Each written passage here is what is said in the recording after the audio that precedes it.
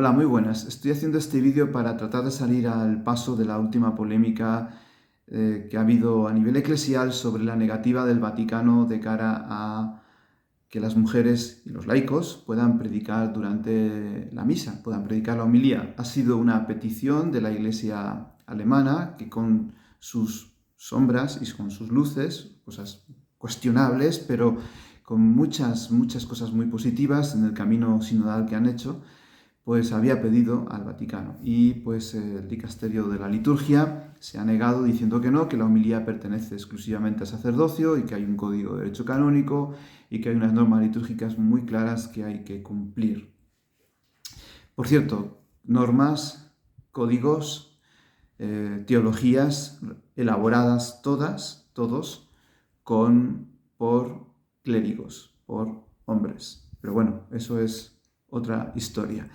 Siempre he dicho a lo largo de estos vídeos del safeguarding que el clericalismo es uno de los factores que facilitan los abusos. Así lo denunció el Papa Francisco innumerables veces, diciendo que decir que no a cualquier tipo de abusos es decir que no al clericalismo, es decir, a los privilegios del sacerdocio, al sentimiento de superioridad, a la negación de la gracia bautismal en los laicos, bueno, distintos rostros que tiene este clericalismo, que sobre todo en el ámbito de los abusos ha estado detrás de los encubrimientos, favoreciendo en muchos casos a los agresores y despreciando, no creyendo, no acogiendo a las víctimas, ¿no? Poniéndose más fácil poniéndose del lado del agresor y no del lado del victimario y no de las víctimas. Bueno, dicho esto, no siempre ha sido así en la historia. Quiero decir que, por ejemplo, si vamos al siglo XV, finales del XV y principios del XVI, aquí en España hubo una mujer, la Santa Juana, que fue nombrada párroco por el cardenal Cisneros de la parroquia de Cubas, es un pueblo de Toledo. Ella era una terciaria franciscana, era una laica, y esta mujer hace sus homilías, sus sermones. Había un capellán que llevaba la parroquia, las misas, pero quien predicaba y quien administraba era ella. Y a sus homilías acudían ni más ni menos que el gran capitán, el cardenal Cisneros y el emperador Carlos V con toda su corte. Es decir, y tenía sus libros de homilías, volúmenes, ciclo A, ciclo B, ciclo C, no sé. Claro, ya se encargó enseguida la Inquisición, la Santa Inquisición, de requisarlos, de silenciarlos, de censurarlos, porque era peligroso que este precedente de una mujer que de repente puede hacer homilías y es párroco, imagínate, bueno, esto es... Pero es que en aquella época no era una cosa tan extraña. Pero fijaros que si vamos hoy a cantidad de comunidades, miles de comunidades en el mundo que no tienen sacerdotes, son las mujeres, en muchos casos religiosas y laicos, quienes administran la parroquia, aunque no tengan el título de párrocos, quienes dan la comunión, quienes celebran en muchas ocasiones incluso bautizos, los funerales, y quienes hacen las homilías. Quítale el nombre de homilía si quieres, ¿verdad? Quítaselo, pero en el fondo hacen el comentario, la reflexión del Evangelio de la palabra, y con una fecundidad en muchos casos extraordinaria. Evidentemente hay que seguir formándolos. Precisamente los laicos de Alemania no son de los menos formados, es gente, casi todos doctores en teología, licenciados. Quiero decir que es una práctica muy normal, extendida, y ante la falta de sacerdotes cada vez más. Aquí mismo, en la España mal llamada vaciada donde yo estoy, tenemos domingos, comunidades donde el domingo va una religiosa, un laico a celebrar la palabra, a dar la comunión, etc.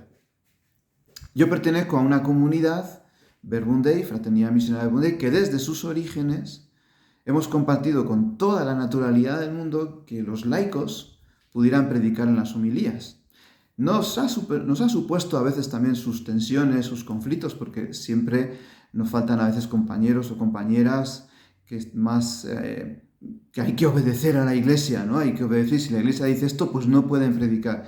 Pero Jaime Bonet, con una lucidez muy grande y muy rompedor para la mentalidad de la época, él se dio cuenta de que el don de la predicación, el carisma del ministerio de la palabra no podía estar reducido al sacerdote ni a los obispos.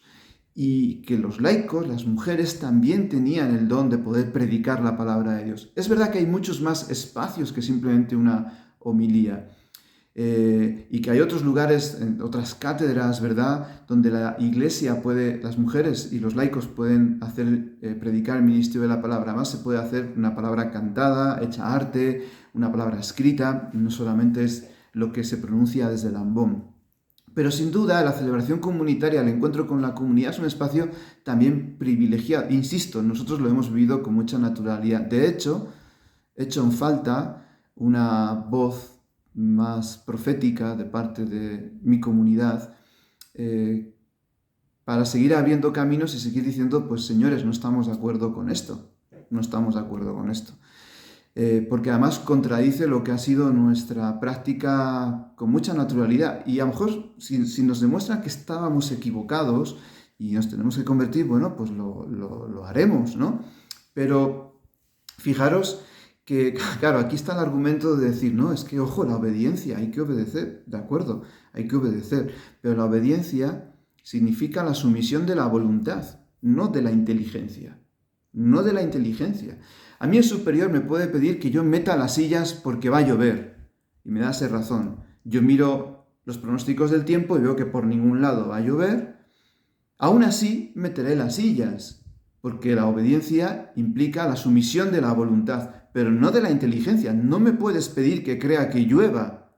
Y esto es súper importante, porque no es por decir amén y no es por someterse así ciegamente que uno está obedeciendo más. La obediencia es total, sí, pero también es responsable, también tiene que ser lúcida, tiene que ser crítica y, por supuesto, no está exenta de una sana confrontación, de un sano diálogo y de una crítica constructiva.